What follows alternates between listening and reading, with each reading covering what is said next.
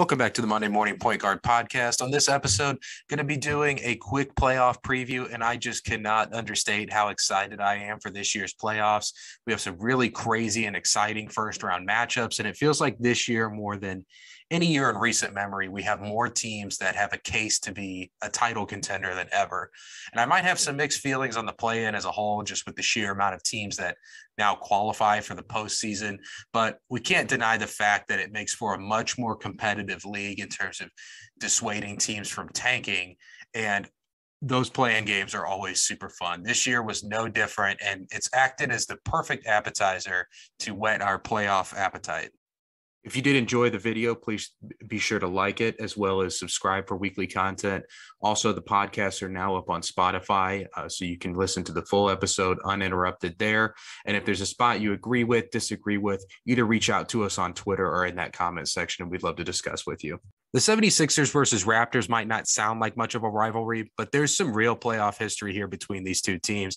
There was the Iverson versus Vince Carter duel back in the 2001 playoffs. That series went 7 games.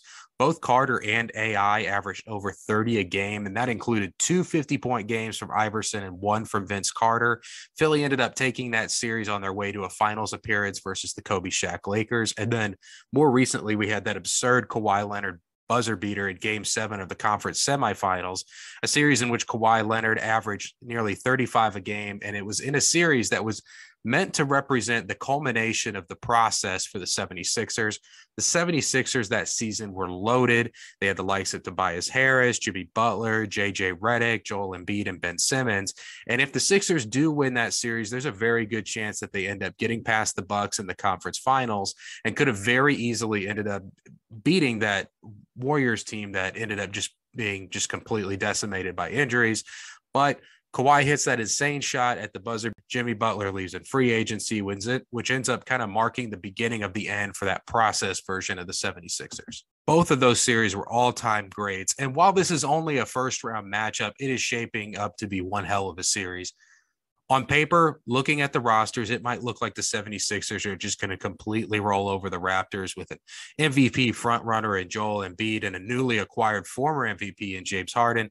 But it just isn't going to be the case. The Raptors haven't gotten many nationally televised games or just national media attention in general, but they have quietly put together a very impressive season. They're headlined by undersized scoring machine Fred VanVleet and the revitalized Pascal Siakam and the human energizer bunny rookie Scotty Barnes. They have just been a thorn in everyone's side all year.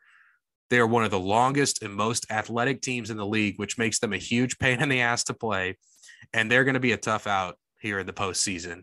Combine that with a pretty underwhelming start to the James Harden 76ers tenure, and we're likely in for a crazy ride this series. On the season, the Raptors were 3-1 versus the 76ers. And ironically, that one 76ers win came prior to them acquiring James Harden.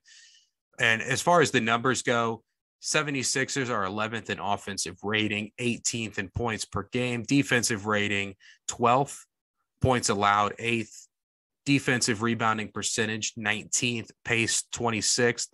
For the Raptors, they're 15th in offensive rating, 20th in points per game, 9th in defensive rating, 7th in points per game allowed.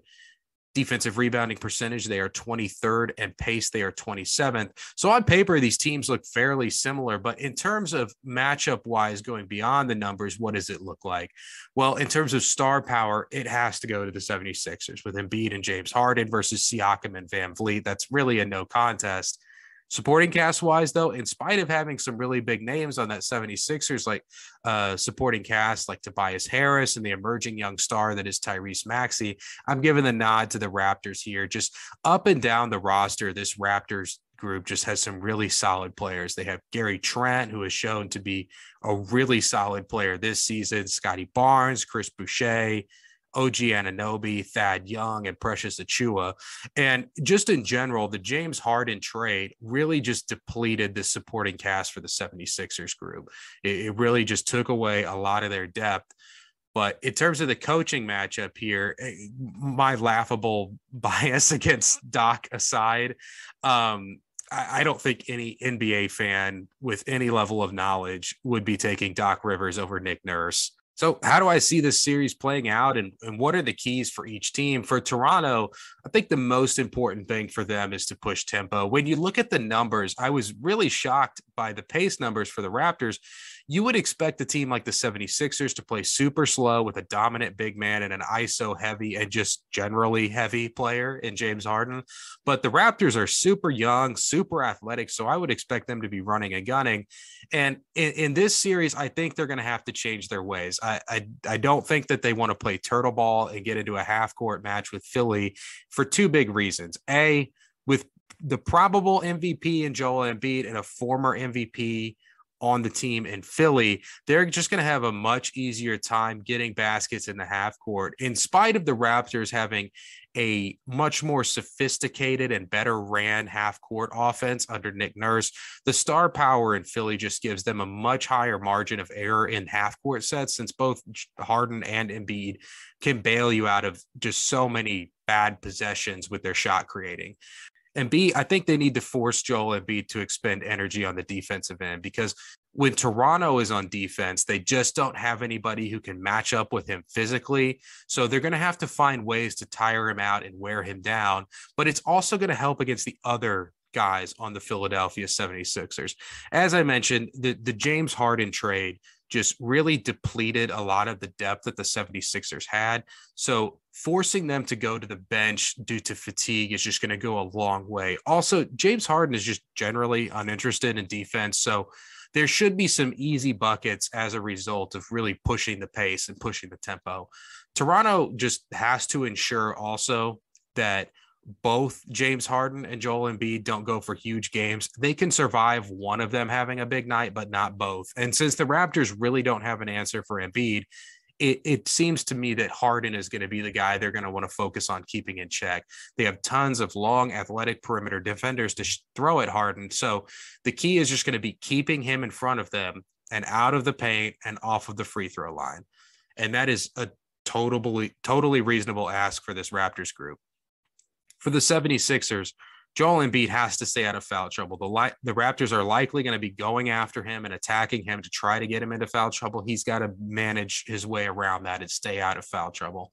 And they've got to find a way to get James Harden going. Since joining the 76ers, he's only 21 points a game on like 40% shooting. That's just not going to get it done. And things are only going to get harder for him scoring-wise in the playoffs. If he's going to be this lazy version that we've seen over the past year or revert back to the shaky playoff performer of the past, the 76ers could be in real trouble in this series. Outside of that, Philadelphia just wants to keep this in the half court as much as possible. They just don't have the athletes to run with Toronto. And ultimately, while I think Toronto is going to make this a really tough series, I just think that the lack of an answer for Joel Embiid is going to be what does them in eventually. So I'm going to take the 76ers in 7 games here. And going forward, like beyond this, whoever wins this series, for me, neither of these teams are finals contenders. The Raptors, as fun as they are, they're really young and just not quite there. And for the Sixers, unless Harden turns overnight into the Rockets version of James Harden, I just don't think they have enough to get over the top. Depth-wise, they have to rely on DeAndre Jordan, which at this stage is just not going to be a recipe for success. Moving on to the Bucks and Bulls series, it's yet another divisional battle, and it's going to be between the defending champion Bucks and the up-and-coming Chicago Bulls. It's sort of a battle of MVP candidates. I mean, Giannis is obviously a front runner this year, and DeRozan was considered for it for a bit. And while he's not seriously being considered for the award anymore, he still had a fantastic season, is likely going to be on one of the All-NBA teams with Giannis. I suspect this series that the Bulls are going to have a really tough time staying in games, but let's take a look at the numbers at first. So during the regular season, the Bucks were 4-0 versus the Bulls. The Bucks have an offensive rating that ranks 3rd and points per game that also ranks 3rd. Defensive rating, they're ranked 14th, points allowed 19th. Defensive rebounding percentage, they're 2nd, and pace, they're 3rd. The Bulls' offensive rating is 13th, points per game 13th, defensive rating 23rd, points per game allowed 16th. Defensive rebounding percentage, they are actually 7th, which is really surprising to me, and pace, they're 14th. So it looks a little lopsided in terms of being in favor of the Bucks, but how about the cast of characters? How about the matchups for this series? Star power wise, and in spite of both pretty great years from both LaVine and DeRozan. Giannis is just too much of an advantage combined with Drew Holiday and Chris Middleton. It's just overwhelming in terms for the Bucks in terms of star power. Supporting cast, it might be a toss up. I think for the Bulls, losing Lonzo Ball was just a really devastating blow, but they were able to get Patrick Williams and Alex Caruso back. I really don't know how I feel about them relying so heavily on Tristan Thompson. I think he's kind of washed up at this stage in his career. But for the Bucks, Serge Ibaka hasn't exactly given them as much as they might have hoped. And wing-wise, things are looking a little thin on the perimeter. They're having to rely on guys like Grayson Allen, old man Wesley Matthews, and Pat Connaughton coming off of an injury. So at the end of the day, you could convince me of either supporting cast. I'm leaning towards the Bucks just due to the experience. But if you feel strongly about this Bulls supporting cast, it's not a hill I'm prepared to die on. Same thing with the coaching. Bud drives me insane with his refusal to adjust, but he does have a better resume than Billy Donovan, at least in terms of an NBA coaching career. So like the supporting cast, not a hill I'm willing to die on. And for the game plan and for like keys to victory here, I don't really have too much to say for the Bucks game planning wise. Run the Bud system. If it ain't broke, don't fix it. And Chicago just isn't a team where they're going to need to drastically alter what they do. So it's just going to be business as usual for the Bucks, and they should be fine. The Bulls, on the other hand, they have a really pretty big uphill battle on their hands. They've gone 0-4 this season against the Bucks, Heat, and 76ers, and they only went 1-2 versus the Celtics. And that was that lone win versus the Celtics was early in the year when the Celtics were just completely imploding. So they just haven't proven that they can beat the top level teams in this league. And obviously they can't just wave in the white flag here. So what should they do? Well, they don't have an answer for Giannis. This might be the easiest matchup for him in the entire league, certainly in the entire postseason in my mind. I don't even know who they're going to put on him. I guess they're going to put DeMar DeRozan, but I wouldn't feel good about that. And I guess they could go with Vucevic, but I would feel probably even worse about that. So given that, I'm actually going to go a little bit unconventional for the strategy for the Bulls here. I would single cover him every game, all game, and just focus on taking everyone else away, like really key in on Middleton and Holiday and try to shut them down.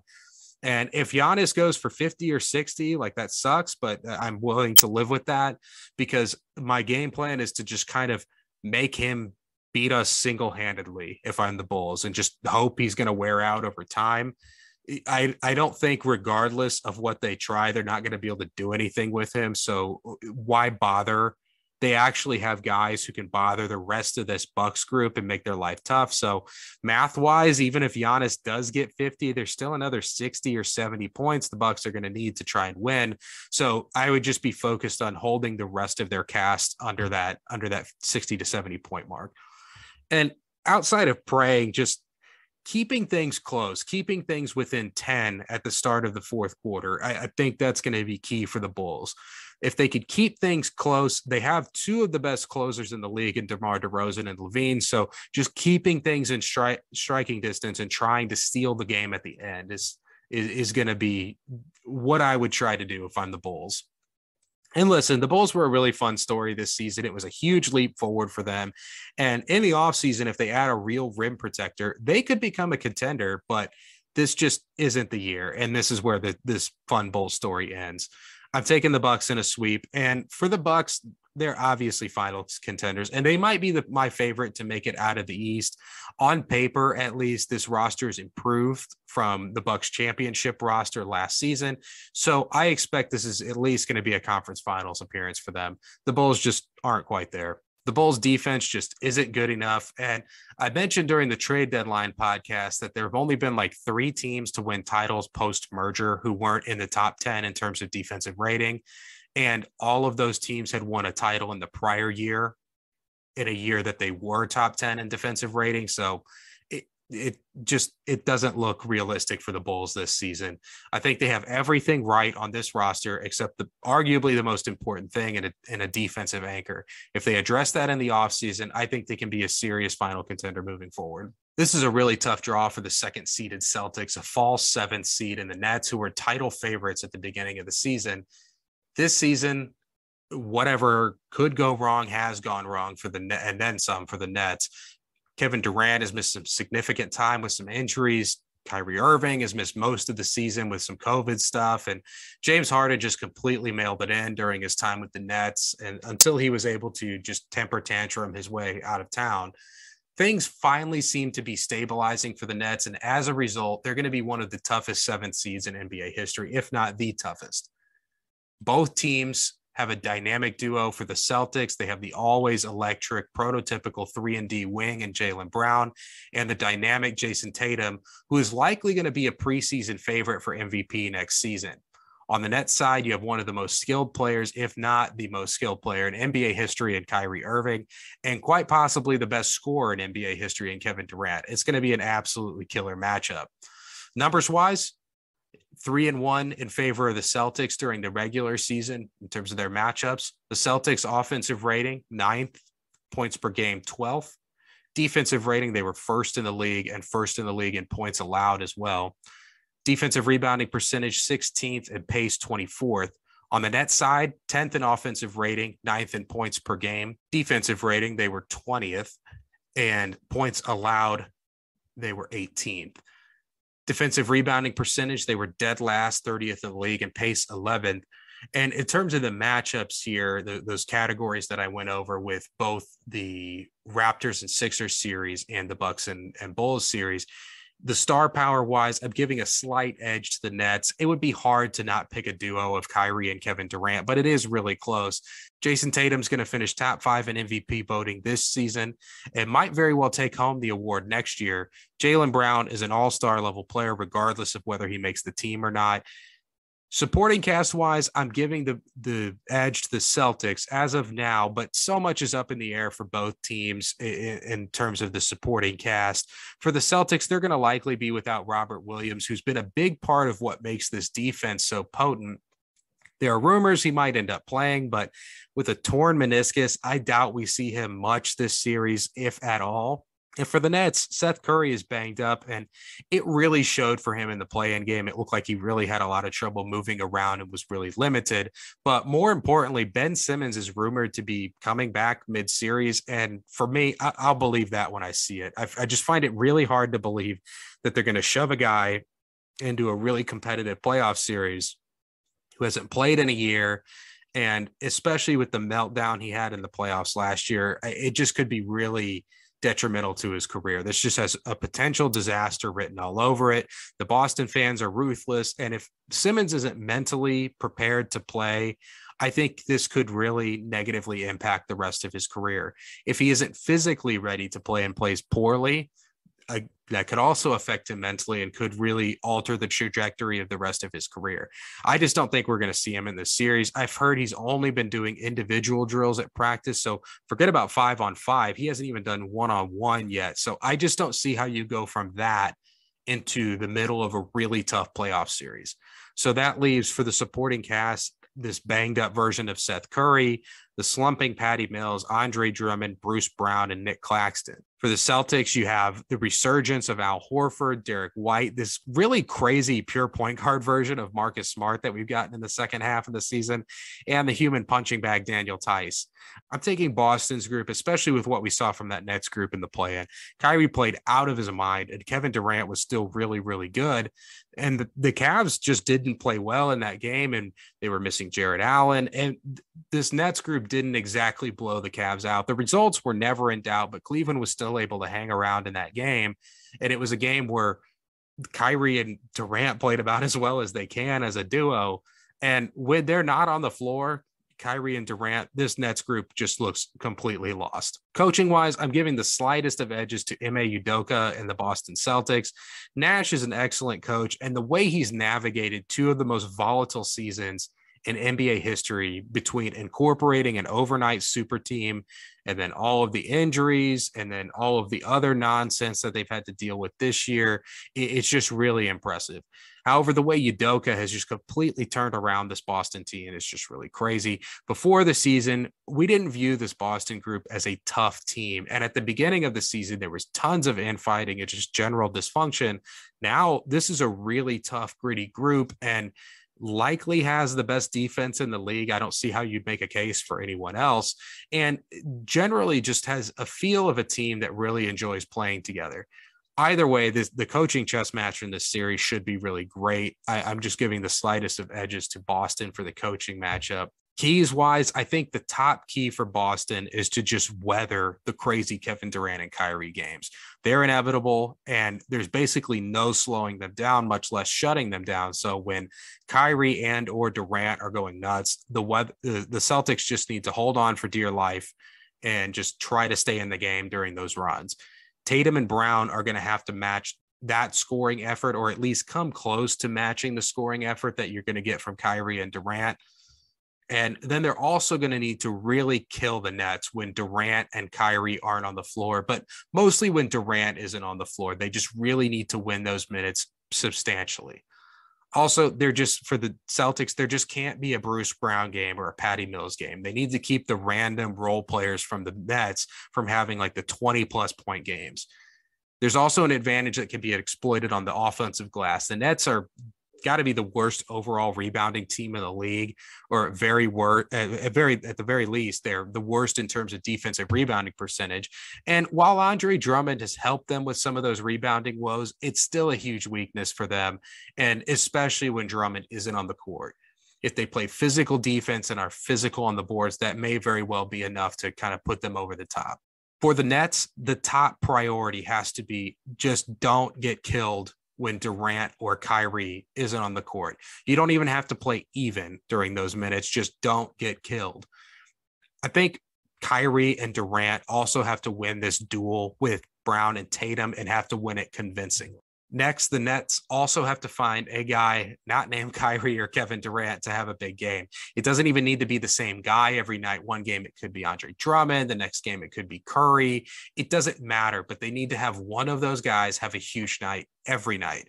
And all of this is assuming that they don't get Ben Simmons back, or at the very least get some very limited version of Ben Simmons, if they even get him back at all. But at the end of the day, this is going to be a really tough series. But I think with Tatum hitting the next level as a player and the clear advantage the Celtics have in terms of the supporting cast, it's going to be enough to kind of propel the Celtics forward. I think this Nets supporting cast is just going to eventually let them down. But Kevin Durant and Kyrie Irving will be enough to win a game or two on their own. So I'm taking the Celtics in 6. In terms of finals hopes, for either team, it's a really tough path ahead. The toughest in the East. Round 1, you're getting 2 teams with finals hopes. Then in round 2, you're probably getting the defending champion Bucks. And then in the Eastern Conference Finals, you're likely getting the number 1 seeded Miami Heat, who are always a tough out, no matter who they have on the team. But maybe if you're lucky, the Sixers find a way to sneak past the Heat, and then you're lucky enough to match up with the likely MVP in Joel Embiid. So this is just a really tough path ahead for either team, and I think it's going to ultimately be the reason why either the Celtics or the Nets just don't get to the finals this year. Continuing with the trend of only divisional matchups here on the East side, we have the Miami Heat and the Atlanta Hawks, and low key, there's been a kind of a rivalry brewing here over the past couple of years. And obviously Trae Young has just embraced this role as supervillain of the NBA, but so is Jimmy Butler. So that dynamic is going to be really interesting. And since these two square off a lot during the regular season, these two teams, there's certainly just going to be no love lost between these two in the series. Atlanta, sort of like the Nets, albeit to a lesser degree, is just not your typical 8th seed for Atlanta. I just don't think there's any way around it. It's been a really disappointing season for them. Atlanta made it to the conference finals last season and had a real shot at a finals appearance if Giannis has to miss a couple of games with that hyperextended knee, or if they get a couple of breaks here and there. They've had a puncher's chance at making it to the finals last year. And so going into the year, we kind of expected them to build off of that success. It was a very young team who returned all of the players that propelled them to that magical run last year, but it just wasn't the case. And it has to be really frustrating for Hawks fans, I'm sure, just because this group is far more talented than their record shows. There have just been too many times this season where the effort just hasn't been there. But when the Hawks are locked in, it's easy to see what got them to the conference finals last season. But that effort and that locked in attitude just isn't there often enough. The Heat, on the other hand, have overachieved. I doubt anyone predicted the Heat to be the number one seed in the East going into the year. And that's not even factoring in just the insane amount of injuries they've had to deal with. Their core has hardly been on the floor at the same time at all this season, but the Heat always find a way. They've assembled this weird roster full of undrafted and overlooked players, and they're still thriving. There likely isn't a deeper team in the league. And that's really what's kind of propelled them to success throughout the regular season. This COVID year, depth has been the name of the game, and the Heat have it in droves. Numbers wise, the Heat went 3-1 versus the Hawks during the regular season. The Heat have an offensive rating that is 12th in the league, and points per game that is 17th. Defensive rating, where they hang their hat, they're 4th in defensive rating and 4th in points allowed. Defensive rebounding percentage, much improved from last season. They're at 9th, but pace, they're at 28th. For the Hawks, they're 2nd in offensive rating and 6th in points per game, 26th in defensive rating, though, and 21st in points per game allowed. Defensive rebounding percentage, pretty solid at 12th, pace 17th. So diving into the matchups here, I think star power wise, I'm giving the nod to the Heat. As great as Trae Young is, he's a total liability on defense, and that's why I would give a slight edge to Jimmy Butler as a player. But outside of that, I'm taking Bam Adebayo over a healthy John Collins, and John Collins isn't even healthy going into this series.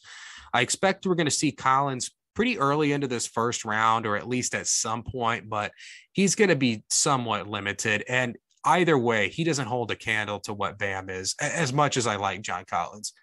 Supporting cast-wise, I'm also going with the Heat. The Hawks have a really solid group here with guys like Kevin Huerter, Bogdan Bogdanovic, Gallinari, even Okongwu, but they might have lost Capella.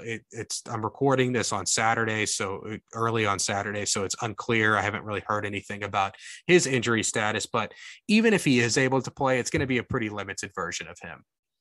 For the Heat, they have two interchangeable, just lethal shooters in Duncan Robinson and Max Strus. They have the 6th man of the year runaway favorite in Tyler Hero, then the ultimate role player in PJ Tucker, and the ultimate floor general point guard in Kyle Lowry. They also combine that with two really special perimeter defensive players in Gabe Vincent and Caleb Martin. And that's not even mentioning the young glass eater Omer Yurtseven and, oh yeah, former All-Star Victor Oladipo. While Atlanta has tons of solid players, the Heat just have so many options. So if one guy doesn't have it going on for the Heat one night, or one strategy isn't working, they can go with a totally different player and a totally different strategy. Do I even need to mention coaching? I like Nate McMillan, but he's solid at best as a coach. And Spoelstra, in my opinion, is the best coach in the league. If you think it's someone else, you at least have to acknowledge that Spoelstra has a case to be the best coach in the league. He was also named to the 15th best coaches of all time. So clear advantage for Miami. It seems pretty lopsided so far in terms of the numbers and like just the general matchups here in the series. And I absolutely think that that's what's going to play out here. What can the Hawks do to try to extend this series? In general, the Hawks strategy is to go big hunting with Trae Young, but in their matchup with the Heat, they can't do that because they have Bam Adebayo, who can not only hold up on guards on the perimeter, but he can also lock them down. So they're going to have to go hunting elsewhere. They're going to likely want to go hunting for Duncan Robinson, Max Strus, Tyler Hero, with either Bogdan Bogdanovic or Trae Young, since Bam hunting him just isn't going to work. The Hawks are also going to have to try to make the Heat pay for playing their shooters in hopes of like playing them off the floor. They're going to have to really take advantage of Duncan Robinson, Max Strus, Tyler Hero on the defensive end, or at least try to. I think Duncan Robinson is fighting harder on that end, but he's still a liability. Tyler Hero is really feisty on that end, but again, he's sort of a liability. Max Strus is actually pretty solid, I feel like, defensively, so I don't know if they're going to be able to take advantage of him in the way that they want to in this series.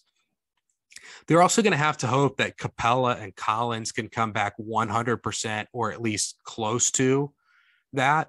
The Heat are pretty solid on the glass this season, but last season that was a spot that you could really attack. So if Capella and Collins are able to get on the boards, that could really affect this series. And especially if Bam is going to get switched onto a perimeter player, while it is an effective strategy in terms of getting your guards going scoring wise, it can open up the offensive boards for the Hawks. Outside of that, the Heat are a super old team and one of the slowest teams in the league in terms of pace. So I think for the Hawks, they should turn this into a track meet. For the Heat, just do their thing for the most part. No need to drastically change the formula here. I'm looking forward to seeing Jimmy Butler and Tyler Hero go Trae Young hunting down the stretch of games. And for the Heat, they have one of the best defenses in the league. So that will need to continue to be the case. In terms of defending Trae Young, I don't want to see them blitz him at half court or give him the free switches that the Cavaliers did in that play-in game.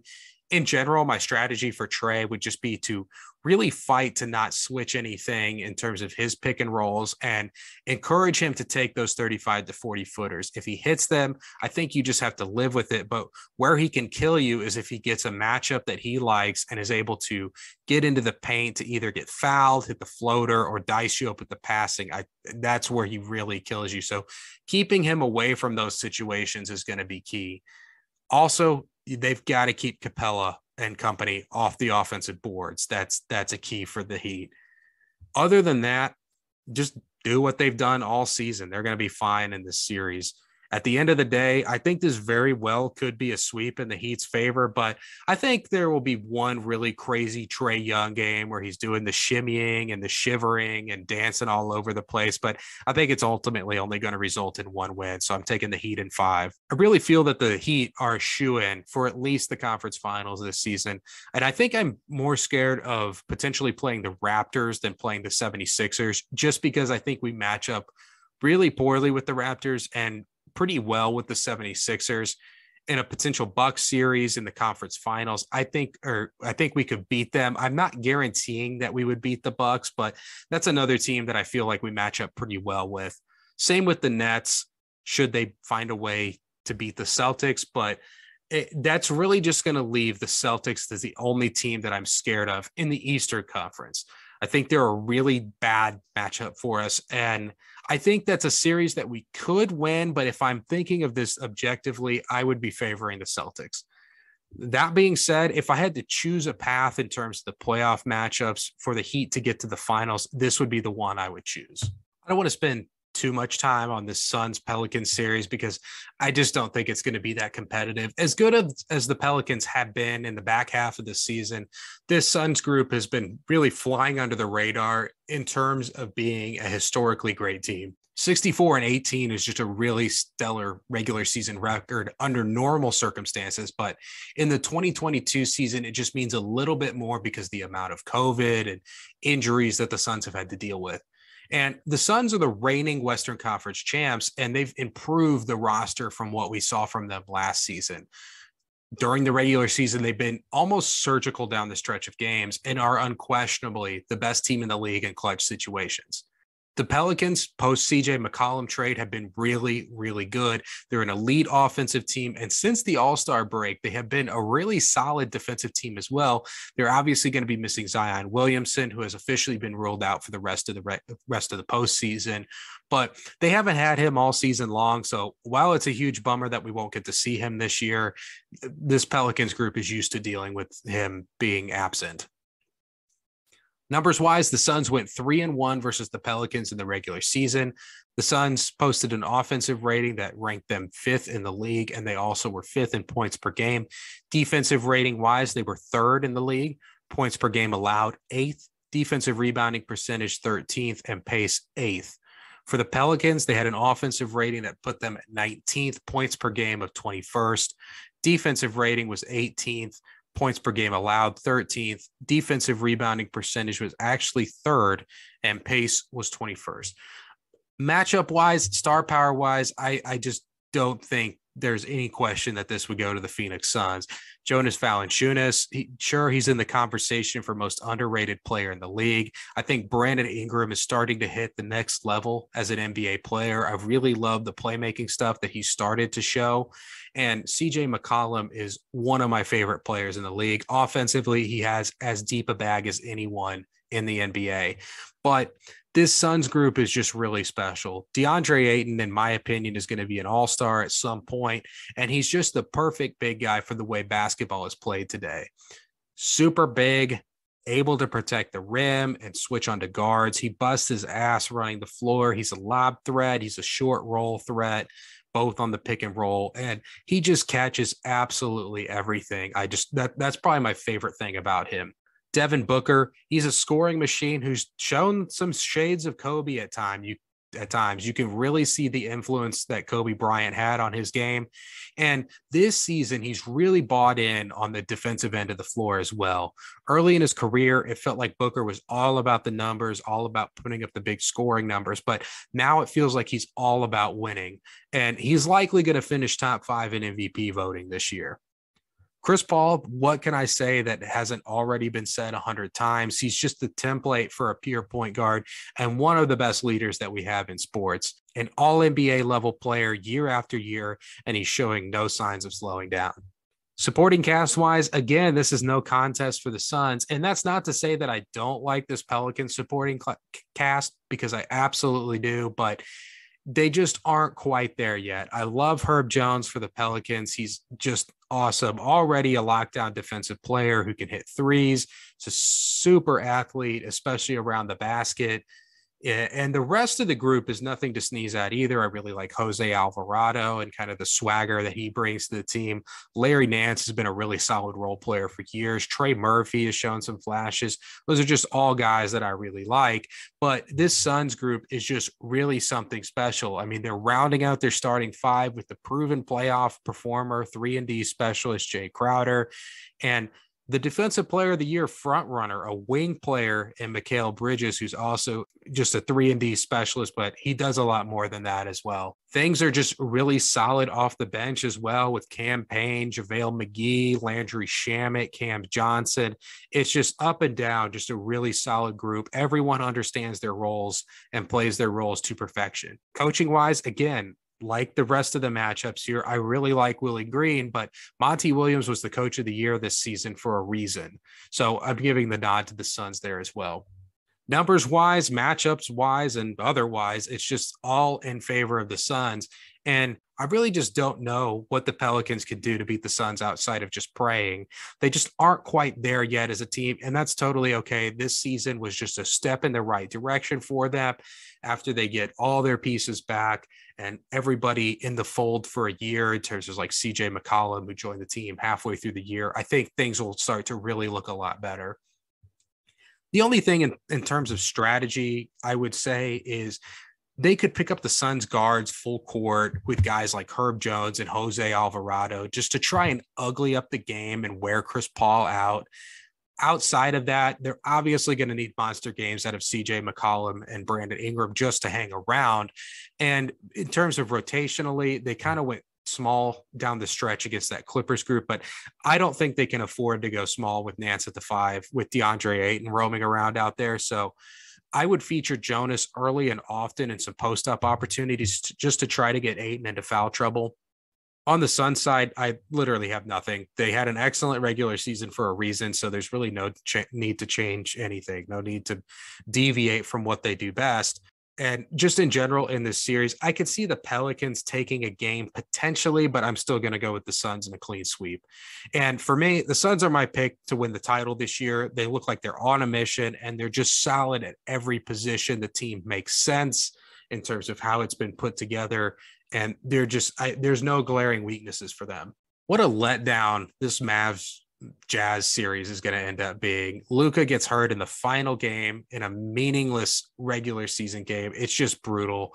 Luka's already been rolled out for game 1, and it looks like it's likely going to be for game 2. And that's really just going to kill most of the interest I had in this series. I'm just going to breeze through this one as well, just because with a hobbled Luka, it just won't be that much fun. Season series was 2-2. They split their regular season matchups. Offensive rating for the Mavs, 14th, 24th in points per game. Defensive rating 7th, second in points allowed. Defensive rebounding percentage, they were 10th. Pace, they were dead last and 30th by a pretty significant margin. For the Jazz, their offensive rating was 1st, points per game 7th. Defensive rating 10th, points per game allowed 10th. Defensive rebounding percentage 5th, and pace 23rd.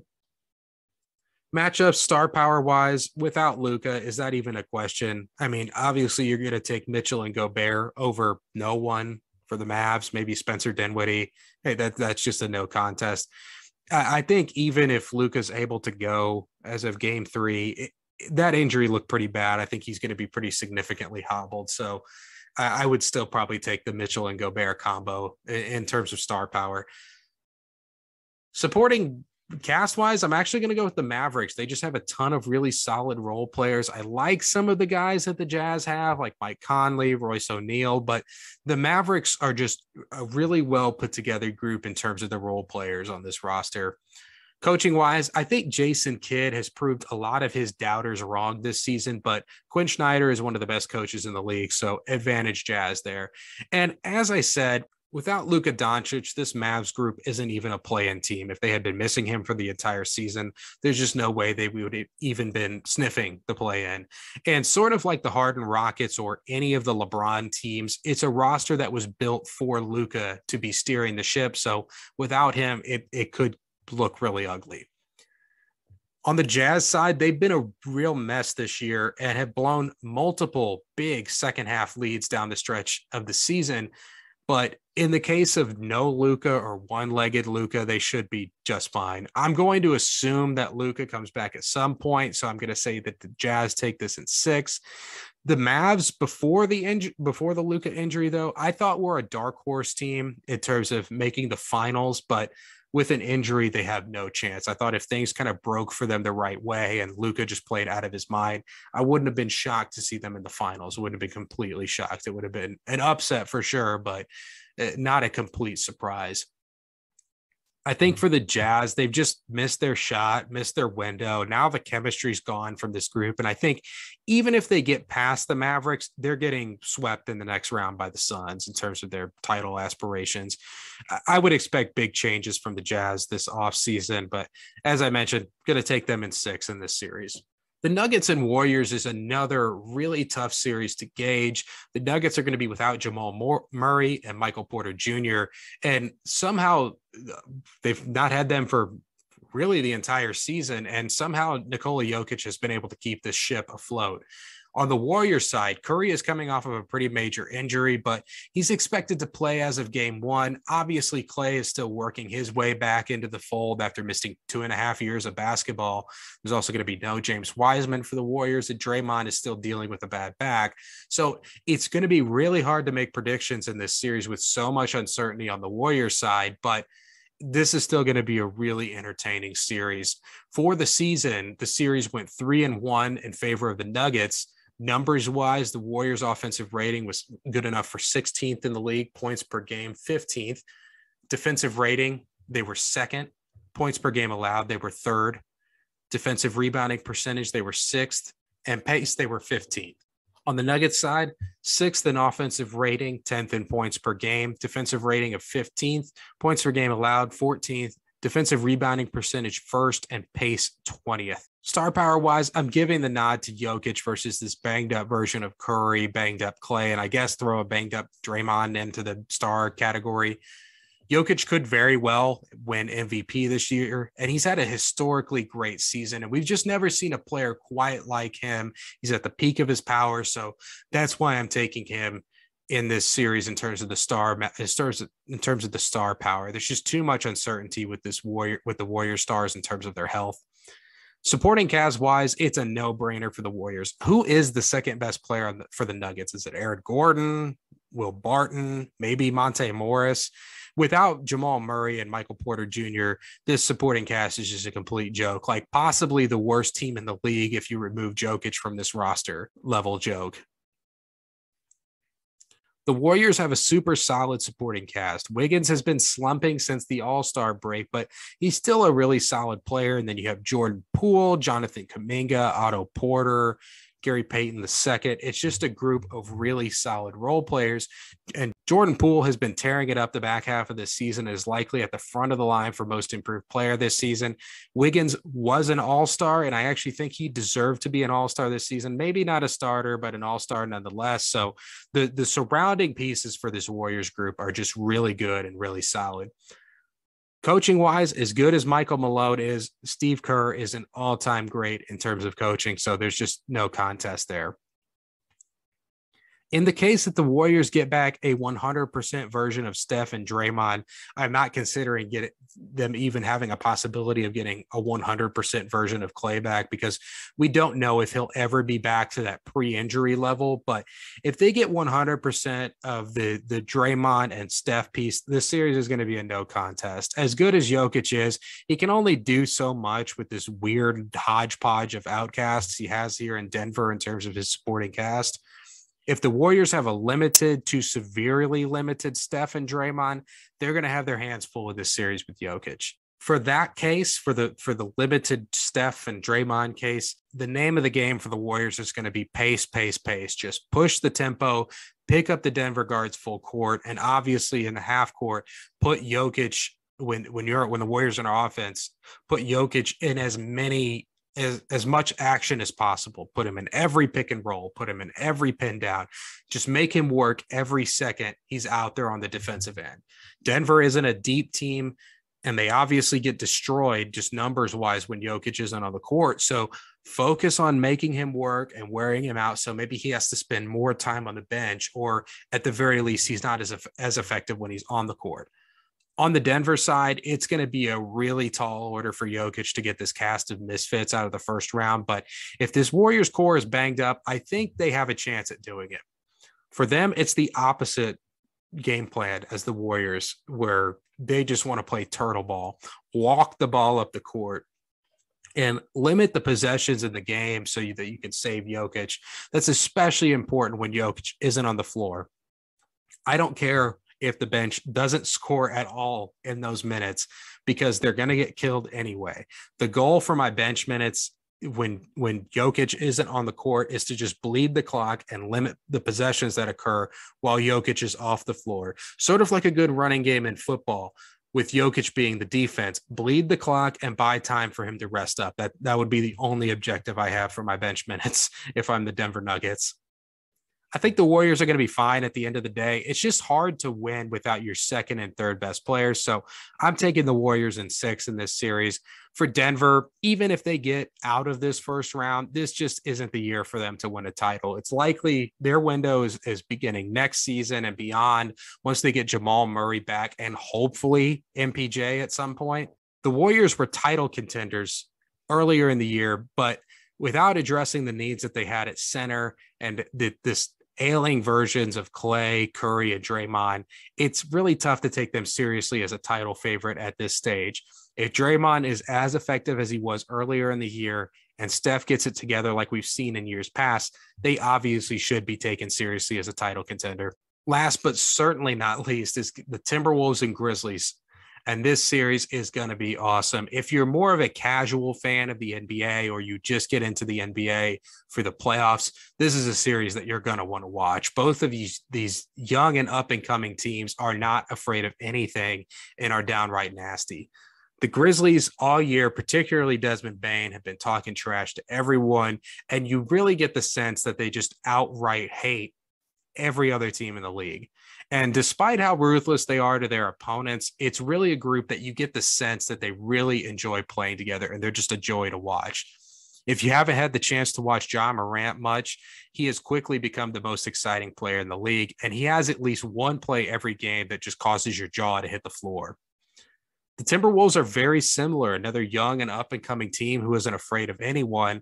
They have really adopted the demeanor of their second-year future superstar, Anthony Edwards, who, like Ja, has the ability to make these stunning athletic plays. And I know Cat struggled in the bubble game, so you might be expecting me to bury him, especially since I haven't exactly been his biggest fan in the past, to put it mildly. But I actually didn't totally hate what I saw from him. In the past, he really just shrunk in big moments and he looked scared. And in that bubble game, he was just too fired up, too determined to be the man and show out. He was just pressing the entire game. It was a level of care and passion that we really haven't seen from Cat so far in his career. So I think it's a good sign. Obviously not as good of a sign as him having a monster play-in game, but a good sign nonetheless. I expect him to calm down and settle in during this Grizzlies series and look solid at the very least. Numbers wise, the Timberwolves have played the Grizzlies really tough all year, and they split the series evenly 2-2. The Grizzlies have an offensive rating that put them in the 4th ranking for the year, 2nd in points per game, defensive rating of 6th, points allowed 12th, defensive rebounding percentage 15th, pace 4th. Timberwolves had an offensive rating of 7th, 1st in points per game, defensive rating of 13th, points per game allowed 24th, defensive rebounding percentage shockingly 28th, and then pace, they were 1st in the league.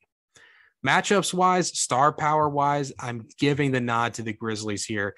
Ja Morant is likely finishing top 5 in MVP voting this season if he doesn't have a ton of injuries. And Jaren Jackson Jr. has shown signs that he's going to be hitting the next level as a player here pretty soon.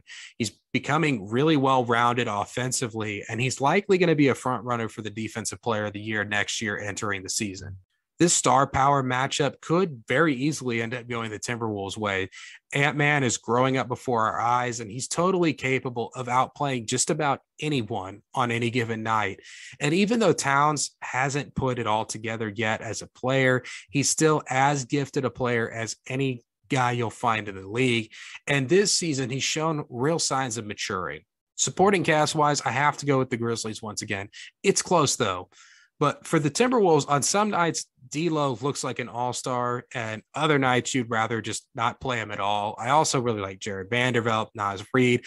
I even like what Patrick Beverley adds on the court, but I especially love the fact that he just struts around like a professional wrestling heel.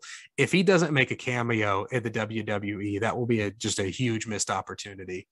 The Grizzlies supporting cast is just really something special, though. You have vets like Steven Adams holding it down as the defensive anchor and just a general glass eater.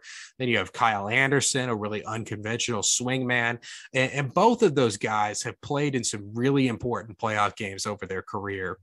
I mentioned Desmond Bain earlier. He's just an awesome scoring threat from 3 or attacking the basket. He plays great defense. And Dylan Brooks is another guy on the Grizzlies who's basically bringing this very similar things to the table as Desmond Bain at that wing position. They also have Tyus Jones, probably the most trusted backup point guard in the league. And despite Ja Morant missing some pretty significant time throughout the year, it's just never mattered for the Grizzlies. They've just always forged ahead and continue winning games no matter who was playing for them, whether it be Ja Morant sitting out or they're really having to go deep onto the bench. They've just always found ways to win games. And coaching wise here, while I really like what Chris Finch has done this year with this Timberwolves group, Taylor Jenkins is getting some consideration for coach of the year and for good reason. So I'm giving the nod to the Grizzlies there. And despite me having the Grizzlies in every single category, I think this is going to be a really entertaining and hard-fought series. You might have noticed when I was going through the team numbers that both of these teams are at the top of the league in terms of pace. So this is just going to be an absolute track meet with some insane scoring numbers and some insane highlights. I really don't have a lot to say game plan-wise for either team. They're both really good at the same thing. So just duke it out, turn it into a track meet, and see who comes out on top. The Grizzlies have been really successful all season at playing at a high tempo, so there's no reason to fix what isn't broken. The Timberwolves, I have a few more keys for. Obviously, they need Towns to start to tap into that insane potential that he has. They just can't have a repeat of the play-in game. Otherwise, they're going to get beat down in this series. They also have X Factor D'Angelo Russell. He just can't go rogue in this series. He hit some threes in the play-in game, but sometimes if that three-point shot isn't falling, he can just shoot his team out of the game. So for him, he just needs to understand that Anthony Edwards is the best player on their team and let the game come to him. Just find his shots and in those pick and roll opportunities and just take good shots. There's no need for D'Angelo Russell to be forcing shots. At the end of the day, I have the Grizzlies taking this in 5. I think the scores of each game will be close, but the Grizzlies have a much better understanding of who they are as a team and the hierarchy that their team should operate under. The Wolves are still really young, and this has been a great season for them to build off and continue to improve as they move forward. The Grizzlies had that moment last year, so I fully expect them to take the next step. And I'm just really high on the Memphis Grizzlies' future. I think this is a potential future dynasty. But for this year's title hopes, I think that it's ultimately going to end at the hands of the Suns in the conference finals, but this will be the last stepping stone for them on their way to becoming a serious title contender in the future. This playoff run is going to be on the back of Triple J. They will go as far as he can take them. I expect Ja to do his thing, but if Jaren Jackson Jr. is able to hit the next level, I won't be shocked to see them in the finals.